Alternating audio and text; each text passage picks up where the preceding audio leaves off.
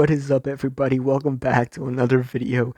I don't think I have ever been this productive. I just dropped the banger of a video that was cartoons with no bad episodes a couple of days ago.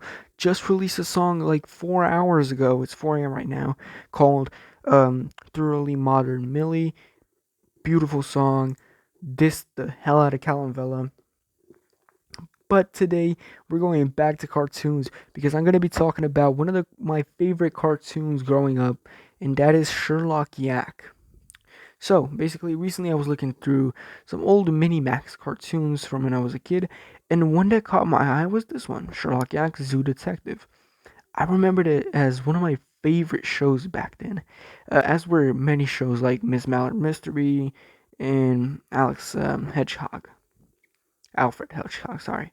Um, those are also shows I want to, review. But for now, let's just stick to Sherlock Yack and let's get right into it. Sherlock Yack is a French show adapted from Michel Amelin's novels and co-produced by Mondo TV France and ZDF Enterprises, who's also produced these shows. The series began on the 4th of May 2011, but ended less than a year later on the 4th of March, according to Wikipedia, and it actually aired on Cartoon Network in the US. I'm going to be covering 3 random episodes chosen by a random number generator, but one of them is chosen by me. That episode is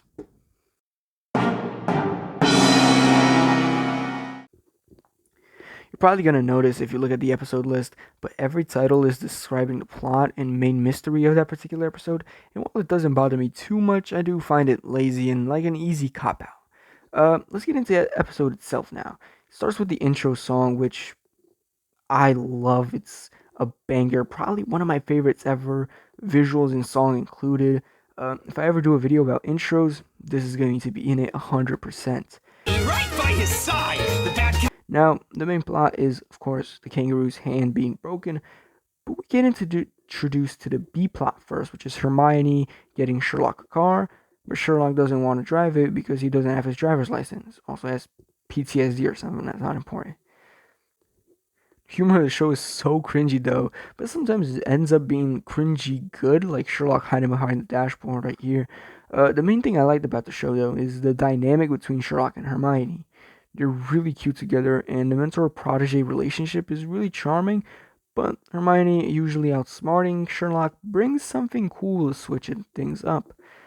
The animation also looks incredibly pretty. The colors are really vibrant, and the backgrounds are drawn really good. Something else I love are the character designs. The show as a whole is really good to look at, and get into how good it is to watch in a second. Now, the investigation into who broke Kangaroo's hand is decent. The jokes aren't funny, and outside of the visuals, there's nothing interesting. Not much of a mystery either, since I figured out who it was in the first few minutes. But also, before the big reveal, the show gives you a countdown to review clues and figure out who the culprit is, while Sherlock and Hermione do some random shit in the background. And the reason why I chose this episode to talk about, besides being the first episode, is because it has a fucking kendama in it.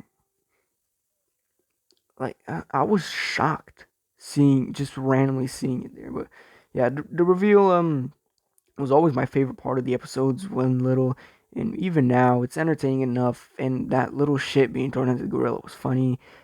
Overall, decent episode, decent 6. Jesus fucking Christ, Mrs. Fennec's voice is annoying. It's of all automatic super relaxation in a world of totally mastered well-being. This ball of purity guy is annoying, and I don't like him. And just the whole Sherlock Monk arc is so random and out of place. The episode follows Hermione after she tried to get some spa-like thing, and the machine manufactures after a box of wax is found in a cogs. Speaking of which, the waxing jokes in so many shows are so unfunny. I hate them. I don't even know why they're considered funny. Now the side characters are interesting, but most of them blend together.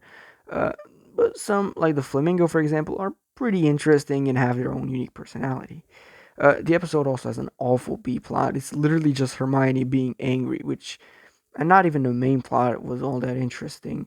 The episode also does a U-turn and has the culprit be Mrs. Fennec herself for the dumbest reason possible. And this is the prime example of a bad Sherlock Yack episode. Strong 3. This is an intro sequence, and for the longest time as a kid, I had no idea this episode existed. And when I finally saw it, I was amazed. Looking at the episode though, the B plot is again awful. It's Hermione feeling bad about not ever figuring out any mysteries, which is incredibly out of character for her since most of the time she's really confident. You know, like this is weird. And this is the second time we see Okapi, who was also in the previous episode, and I do not like him and his hippie fucking. Oh my goodness. Overall, this episode didn't like the A or B plots, didn't like Hermione's finale. Another terrible episode. Strong 2. Now, yeah, I didn't really have much to say about the last two episodes, kind of rushed through them. So, you know what? Why don't we check out another episode? Cream pie is my specialty. Never fucking mind. So I just want to say, anyone that's got my number, just please delete it. I have no time for you anymore. Please don't message me because you won't get a reply. Life's changed now. Yeah? Love.